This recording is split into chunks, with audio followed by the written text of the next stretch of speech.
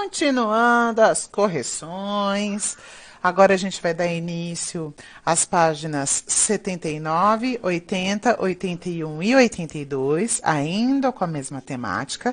A sugestão dada para a realização dessa atividade foi para o dia 25 de agosto. Hoje, sexta-feira, 28 de agosto, vamos realizar a correção desta atividade. Lembrando que o objetivo era a resolução de problemas, né? E a leitura e interpretação de texto, né? No caso, esse daqui é um texto, não deixa de ser, por meio de gráficos, justamente para ilustrar as espécies que apresentam risco de extinção, ou seja, deixar de existir no mundo, certo? Beleza? Então, aqui a gente analisa, só pelo fato de ser um gráfico de barra, fica mais fácil visualizar quais são os animais que apresentam maior risco de extinção. Então, aqui, de acordo com o gráfico, quais as duas espécies mais ameaçadas? As aves e os mamíferos. Por quais motivos você acha que elas estão tão ameaçadas? Lembrando que é uma resposta pessoal, tá? No caso, eu coloquei aqui algumas sugestões para essa resposta. Por que que vocês acham que esses animais estão com a espécie ameaçada de extinção? Então, devido ao tráfico de animais, a intervenção humana nos habitats dos animais, expulsando-os de lá por caça, por queimadas, por desmatamento e por ocupação. Quando eu coloco construções, é a ocupação daquele habitat daquele animal, tá legal? Você sabia que diversas espécies correm risco de serem extintas ou deixar de existir? Sim, né, meninos? Isso não é uma resposta pessoal. Isso daí vocês têm obrigatoriedade de saber. Vocês podem não saber especificamente quais, mas que há risco de extinção de alguns animais, sim. Não apenas os animais, outras espécies também sofrem essa ameaça. Quais outras espécies o gráfico mostra que também estão ameaçadas? Eu coloquei tubarões e raias, que são animais. Só que árvores e recifes de corais não são animais. As árvores, no caso, são vegetais. E essa daqui, esses recifes de corais, são paisagens marítimas, né? Ou seja, que fica no fundo do mar. E eles também estão em risco de extinção. Outro animal, né, que corre um sério risco de extinção é a baleia franca do Atlântico Norte. Lembrando que nós estamos no hemisfério sul, nós pertencemos à América do Sul. Essa baleia, se pertence ao Atlântico Norte, então automaticamente fica ali próximo à América do Norte, não na América do Sul, tá legal? Então aqui ela fala que ela pode atingir até 70 toneladas e ela pode ter um comprimento de 80 metros, né? No século XIX, a caça dessas baleias eram liberadas e tinham muito acidente com navios, enroscos, em algumas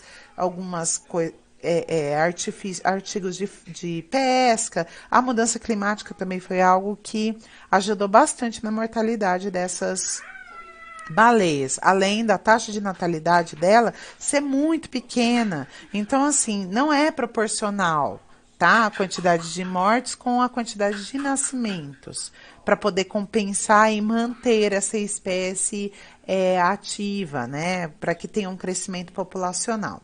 E aqui a gente tem um quadro, né? Mostrando a questão das unidades de medida. No caso aqui, de peso, né? De quilograma, tonelada e em gramas. Tá? Então, aqui, ó, a baleia franca do Atlântico Norte, ela pode atingir 70 toneladas. Quanto que seria isso em quilos? Então, o que que eu fiz? Eu peguei 70 toneladas, né? E multipliquei por 1.000. Justamente por quê? Para poder descobrir isso em quilogramas. Então, 70 vezes 1.000 dá 70.000. Aí, um outro exemplar de espécie pesa 55 toneladas. Quanto é seu peso em quilos? Ou seja, quilogramas, mesma coisa.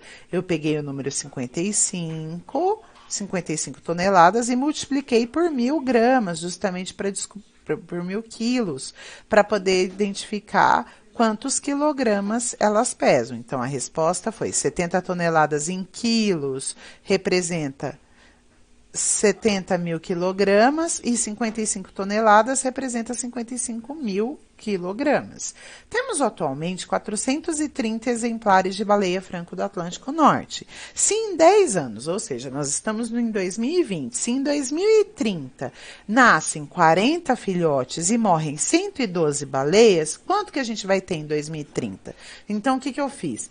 Peguei 430 atualmente e em 10 anos nasceram 40 filhotes, totalizando 470 baleias. Só que nesse interim morreram 112 baleias. Então, eu fiz 470 menos 112. Então, aqui, ó, R$0, quero comprar um doce de 2. Dá para eu comprar? Não. Então, eu vou pedir emprestado para a casa da dezena. Ele tem 7 dezenas. Ele me dá 1 para a unidade, então aqui fica 6 e aqui 10. Eu tenho R$10, quero comprar um doce de 2. Dá para comprar? Dá.